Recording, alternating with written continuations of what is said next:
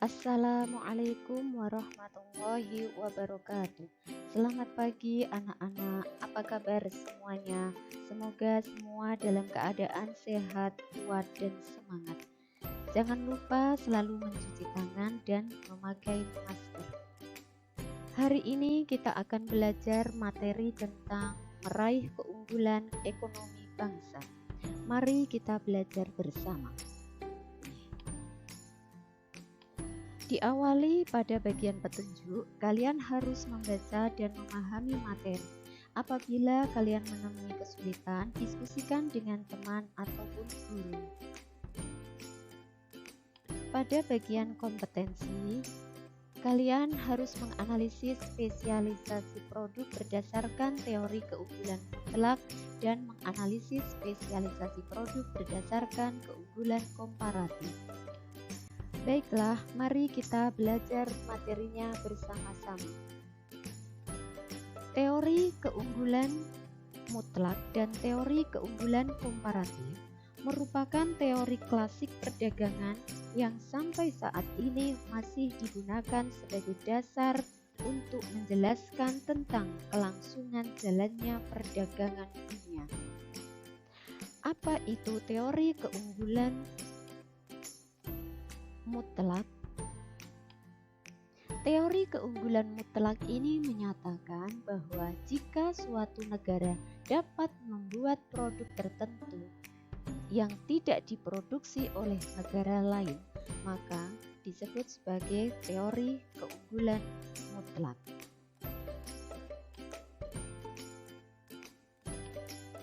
Nah, ini adalah contoh dari teori keunggulan mutlak.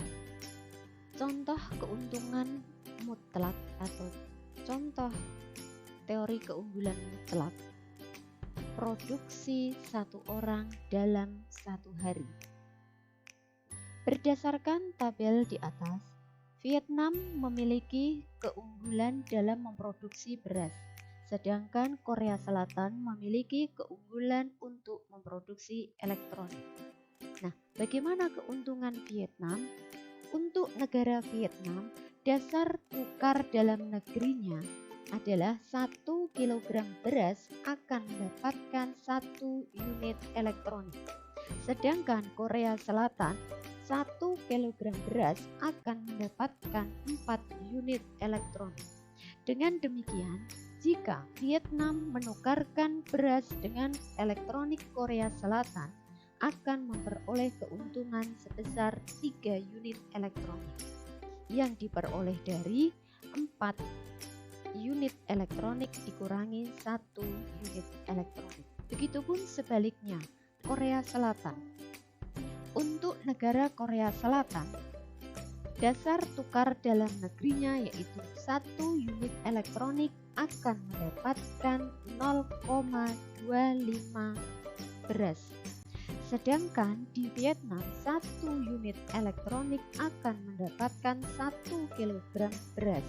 Dengan demikian, jika negara Korea Selatan mengadakan perdagangan internasional atau menukarkan elektroniknya dengan Vietnam, akan memperoleh keuntungan sebesar 0,75 kg beras yang diperoleh dari 1 kg beras dikurangi 0,25 kg beras.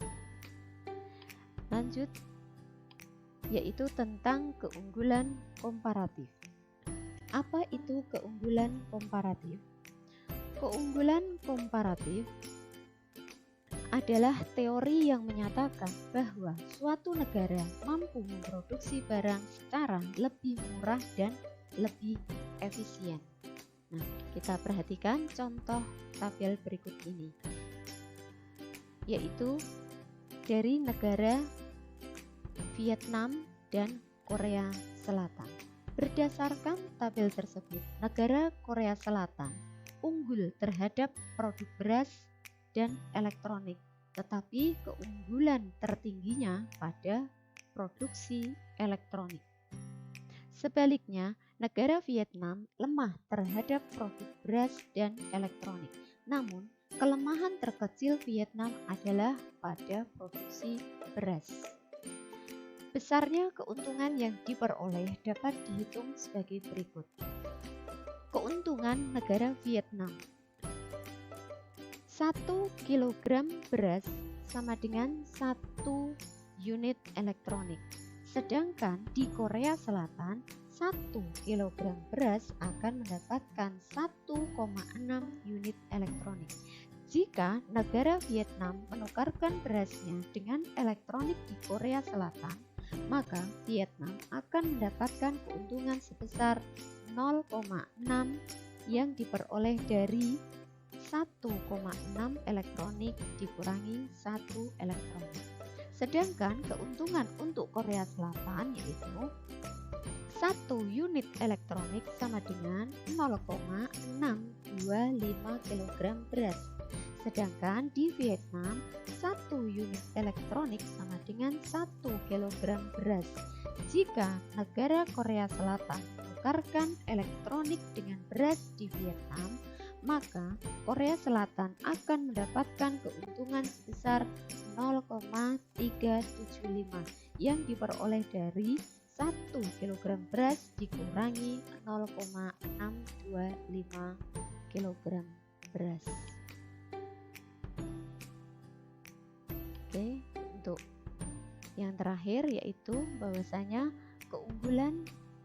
teori keunggulan komparatif David Ricardo lahir dari adanya kelemahan yang ditemukan pada teori keunggulan absolutnya milik David Smith. Berikutnya, untuk menambah wawasan kalian, silahkan kalian perbanyak dengan membaca buku bacaan siswa serta bacaan-bacaan lain yang sesuai dengan materi kita hari ini.